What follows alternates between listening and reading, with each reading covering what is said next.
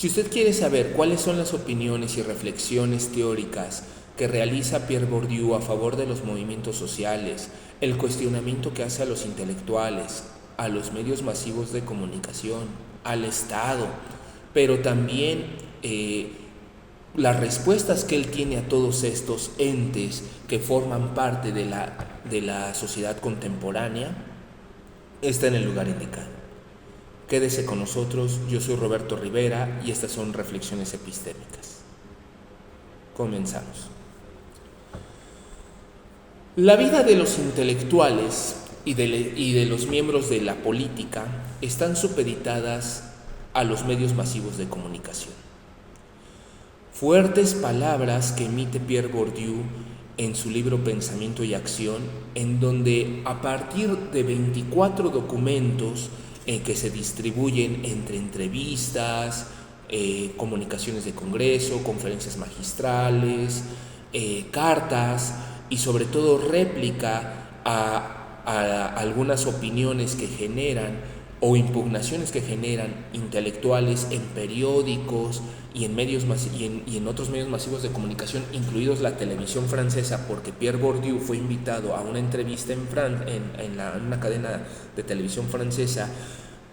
y sin embargo posteriormente se transcribe, se edita la entrevista, se transcribe,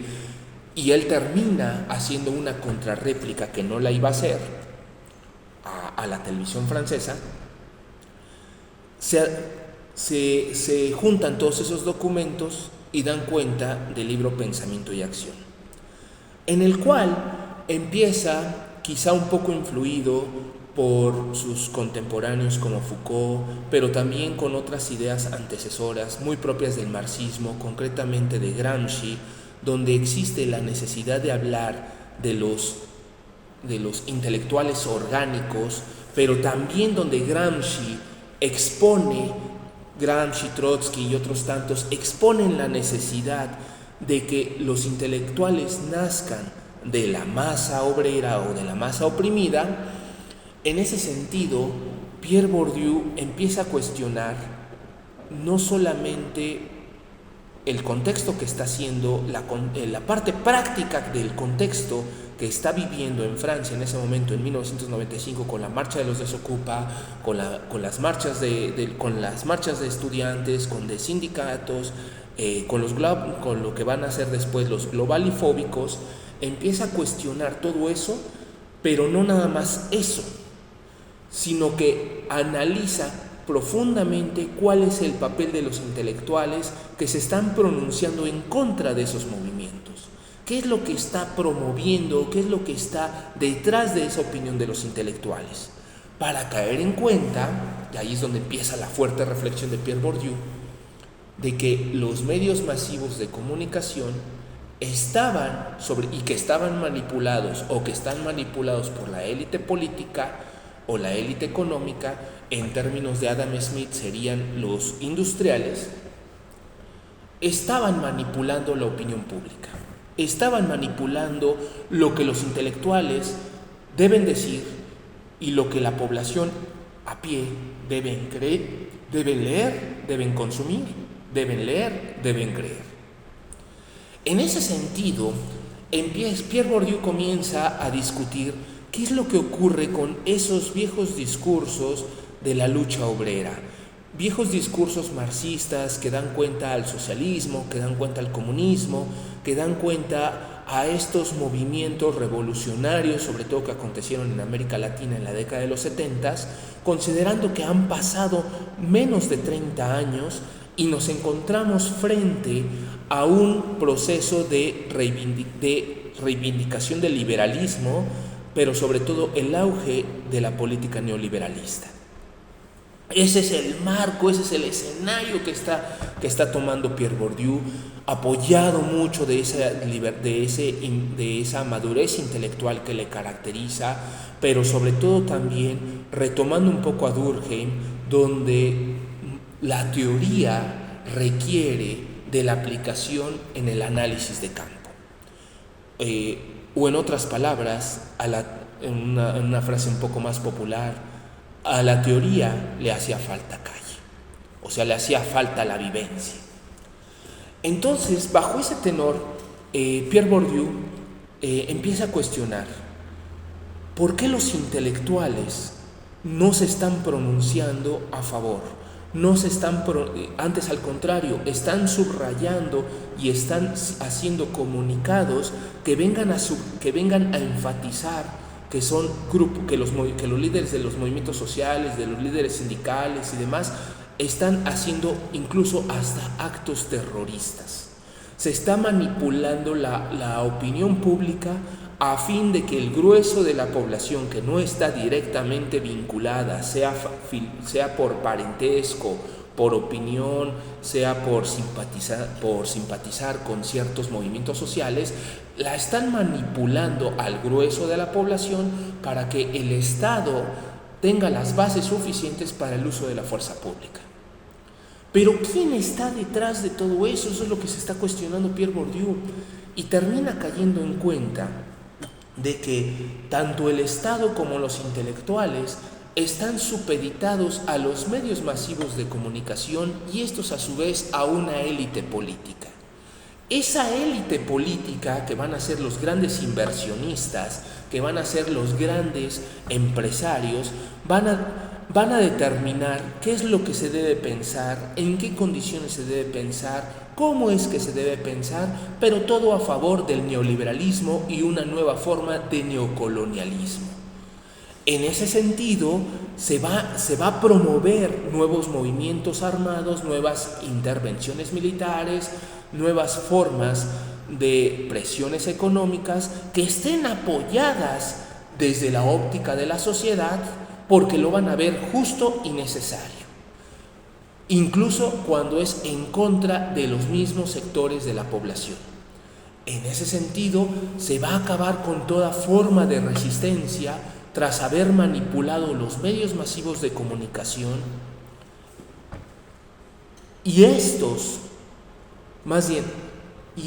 los medios masivos de comunicación, tenderán a decir y afirmar qué es lo que se debe creer, en qué condiciones y cómo, donde la única verdad van a ser la que van a generar los economistas neoliberales. De ahí que las leyes se van a manipular, se van a concatenar a favor de la predominancia económica, pero también se van a manipular leyes en contra de ciertos sectores de la población con la intención de expresar formas de xenofobia y eliminación de migrantes.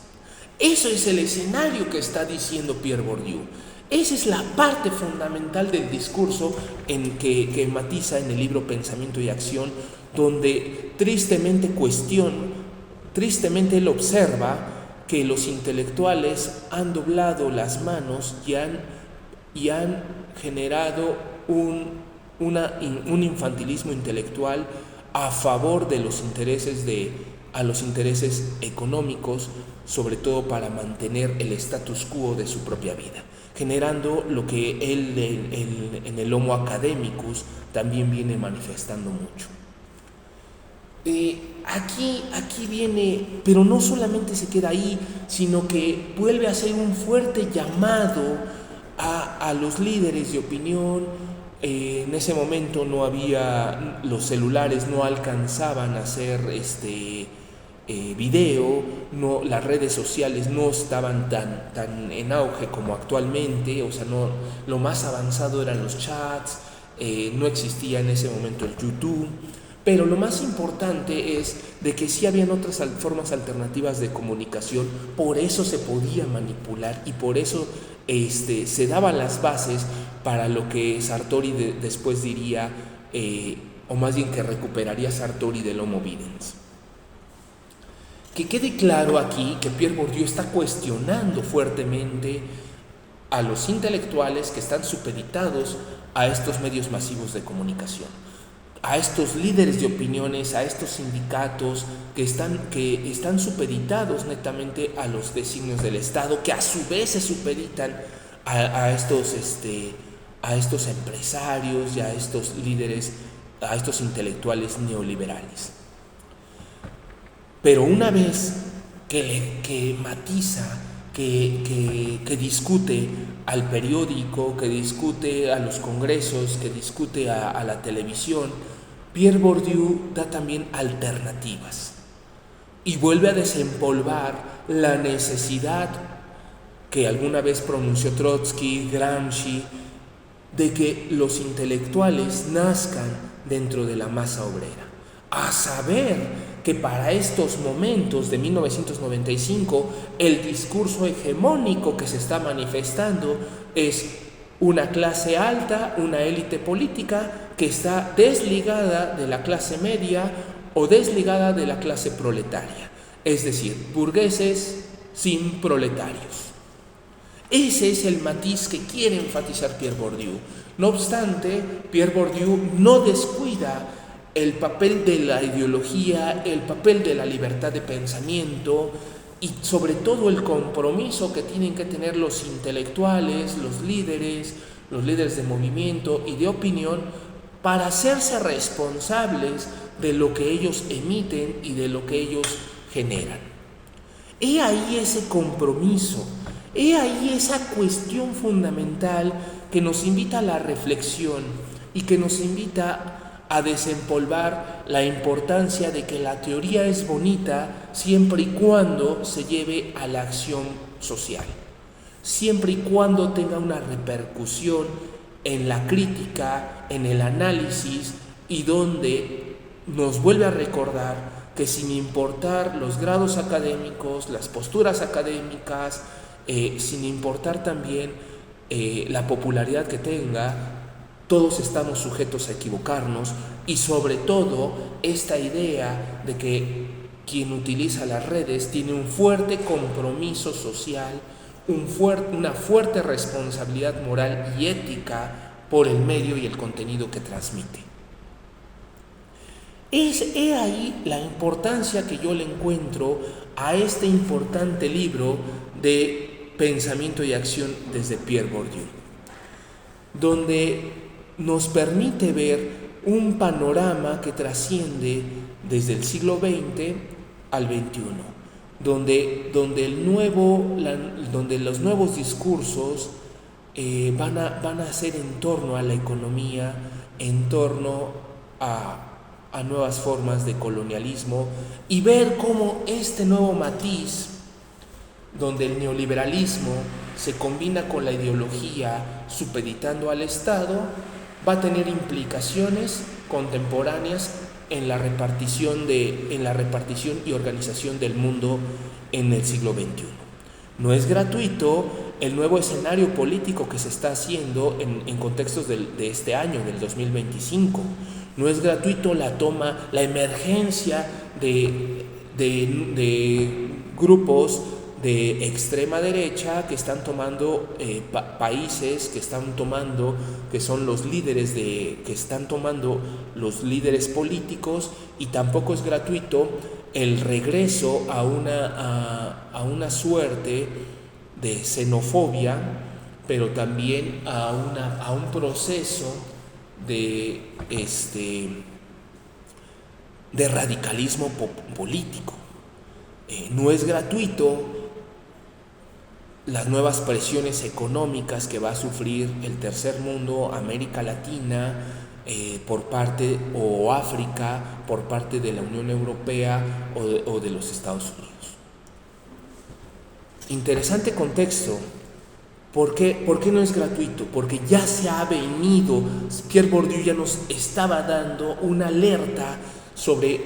la política, la geopolítica que se iba a hacer a partir de estos efectos de la ideología neoliberalista que se estaba desatando a partir de la década del 1990. Es importante nuevamente recalcar la necesidad de los intelectuales no supeditados a los medios masivos de comunicación y a la libertad de opinión, pero sobre todo a la libertad de pensamiento kantiana. Es más que necesario en estos contextos volver a hablar y reflexionar sobre estos temas. Invito a la lectura y crítica de este libro, invito a la opinión abierta a a lo que yo he comentado, y sobre todo la mejor opinión es la que usted puede, cada una de nosotras, de nosotros, podemos generar a partir de la reflexión conjunta que podemos hacer de este libro, de las reseñas que podamos leer, de los otros textos que podamos adquirir y de la opinión que yo les he generado. A final de cuentas, la mejor opinión será la que usted formule. Estamos en contacto y feliz 2025.